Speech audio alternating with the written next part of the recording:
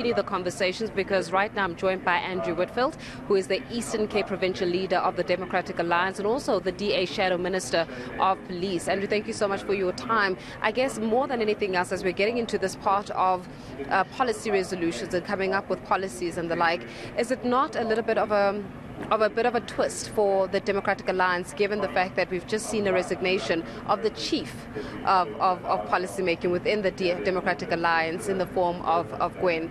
And how much of an impact has that had, though, when it comes to being able to oversee the policy adoption? One would have preferred that she actually resigned after this Congress, but not necessarily before. Do you think that it will be hampered in any way by it?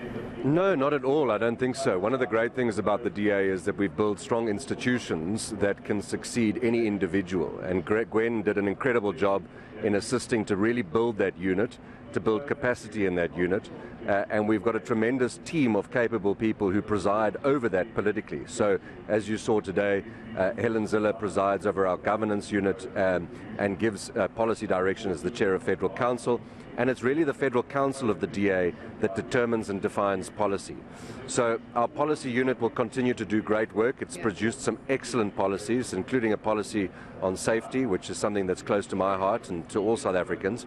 And I'm confident that today will go off without a hitch, and the balance of our policies towards 2024 will be concluded professionally and successfully. Well, let's talk a little bit about the element of safety, because you're also the DA Shadow Minister of Police. We've seen South Africa's security in many instances being under threat. We've seen the crime rate, unfortunately, being something where SAPS are grappling to really be able to hone in on, from a perspective of capacity right down to the skills that are required in this country. If anything was evident of this, was obviously because of the July unrest, where we had limited capacity in being able to intervene from an intelligence perspective, but also from a capacity and implementation perspective. As the Democratic Alliance, it's one thing to sit on the sidelines and oppose, but really, where is your standpoint when it comes to security and safety in this country? Well, there are two elements that we need to look at. We need to be honest about what the causes of crime are in South Africa, and we need to understand that those are not all policing issues, but we also need to look at how the police is capacitated, as you say, to respond to incidents of crime, or in the case of the July unrest, extreme violent unrest. And as we saw, they were completely unprepared and caught off guard because of a complete lack of crime intelligence, the capability to collect and act on intelligence. The intelligence division of the South African Police Service is in complete chaos. A huge amount needs to be done there. It's something that we focus on very strongly in our own policy documents.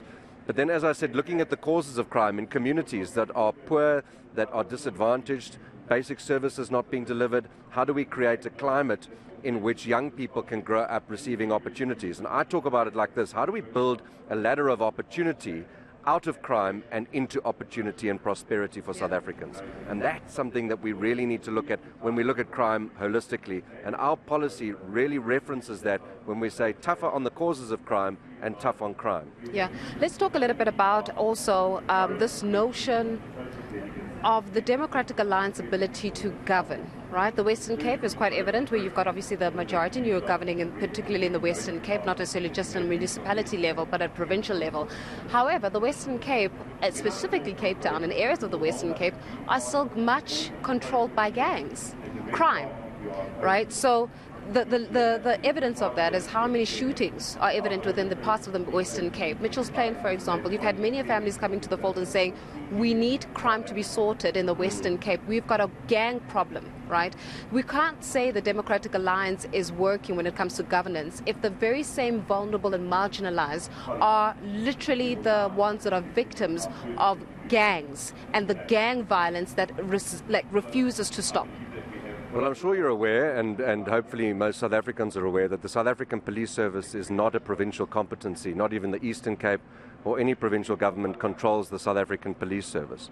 It's simply not how it works.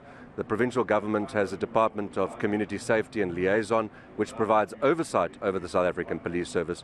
But Becky Cele and the National Minister of Police, based out of Pretoria, control every aspect of the South African Police Service, which is why, as we heard earlier from Premier Alan Winde, the Western Cape government has done something no other provincial government has done, which is to spend billions of rand augmenting the safety in communities with the highest crime rates. So what they've done is they've identified where the highest crime rates are in many gang areas, including areas like Nyanga, where I was recently, where they've deployed the Law Enforcement Advancement Program, law enforcement officers to go and support the South African Police Service and work with them. So until we are able to devolve policing powers, which is something that the Premier is very passionate about, to provincial governments where they can have control, then we can't really fight crime when it's a national competency of the national government. And what we saw in Inyanga, with the Western Cape government's support for that particular policing area, we saw the murder rate decline by over 40% in 1 year.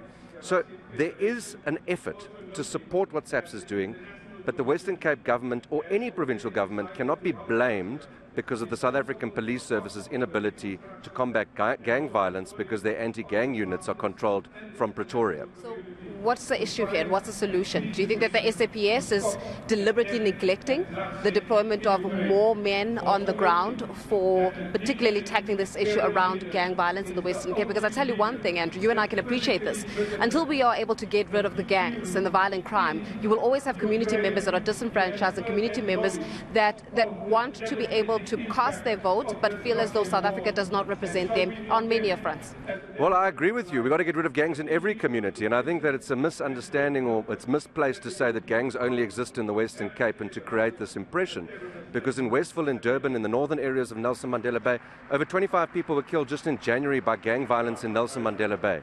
So this problem, this scourge, absolutely needs to be tackled, which is why I said we need to look at the causes of crime in communities that are vulnerable, that are exposed to the most horrific rates of poverty, crime and unemployment. How do we give young people an opportunity? Often this is where the schools are not properly equipped and resourced, where young people don't see that they have a way out of this gang violence, and then they simply fall into the trap of these gang leaders who become almost like a parallel government.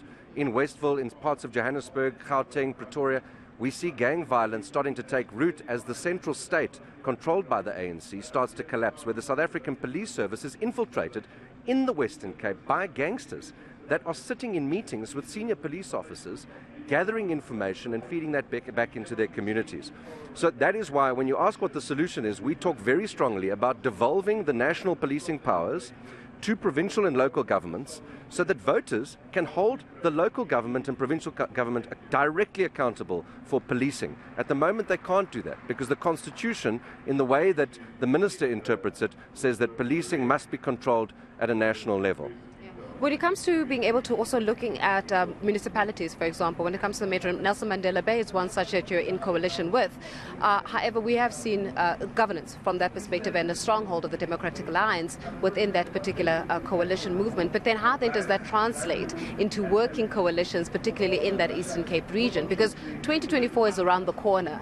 If the Democratic Alliance is not able to have articulate power dynamics at play and politics at play, you will obviously be on the losing side, because there are many surveys that would suggest that we are looking at more coalitions from 2024 going forward. That means that more working collaboration amongst political parties. How do you see that unfolding so that we don't just have these one side looking at municipalities that work, and then, for example, then you have the power dynamics at play, and then it collapses, and then we have to go back again, and then people just don't get the services that they deserve?